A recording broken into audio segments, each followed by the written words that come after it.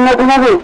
ఇవాళ ఓట్ల పండుగ రేపు కాకపోతే ఎల్లుండి ఈ పండుగ సందర్భంగా నిన్న లేకపోతే సోనియా గాంధీ, తర్వాత రాహుల్ గాంధీ, అంతకుముందు మళ్ళా ప్రధానమంత్రి వీళ్ళందరూ వచ్చిపోతా ఉంటే నేను వాళ్ళందరూ తిరగాల్సిన పరిస్థితి బాగుండరా వీటికి వచ్చి 6 సంవత్సరాలు ఇంకా పొన్నాలకు వస్తుంది కానీ మీరంటారు. ఇక మరి 30 ఏళ్ళ నుంచి మనం కలిసి ఉన్నాం, తిరుగుతూనే ఉన్నాం. 60 ఏళ్ళ నుంచి మనం తెలంగాణ అంటూనే ఉన్నాం.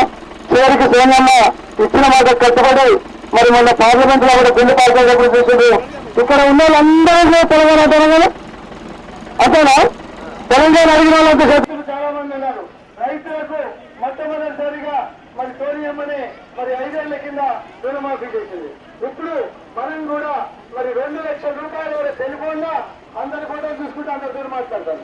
ఎందుకంటే అమెరికాకు మాట్లాడాలంటే ఫస్ట్ అమ్మాయి పోస్ట్ ఆఫీస్ టెలిఫోన్ టంకాలు బుక్ చేస్తే 5 గంటలు నిలబడితే హలో హలో అని అనుకు 250 రూపాయలు పోయేది, ఆ మాట రాకపోయేది. అటువంటి ఫోటో ఇస్తూనే ఉద్యోగాలు మరి సర్కారు వచ్చిన మరి కొత్త రోజుల్లో పోతే నింపే కార్యక్రమం చేస్తారు. ఇంతేకాదు 1,00,000 ఉద్యోగాలతో పాటు ఇవాళ ఇక్కడ సోదరులు వాళ్ళు ఉన్నారు. నిన్న డాక్టర్ గ్రూపులు సభ్యులు ఎంతమంది చేతులు చెప్పండి. డాక్టర్ గ్రూప్ అందరూ ఉన్నారా? అలా అవ్వలేదా? డాక్టర్ ఉన్నావా? అమ్మ వెనుక మరి ఎంతమంది చెప్పి వాళ్ళకు మరి వైద్యులను చూడాలన్నా అవునా కదా? మరి ఇప్పుడు ఇంకోరు ముందుకెళ్తాం. తెలంగాణ వచ్చింది, సోనియమ్మని దేవత కలిపారు. మస్తు ఖుషీలో ఏం చేయాలి?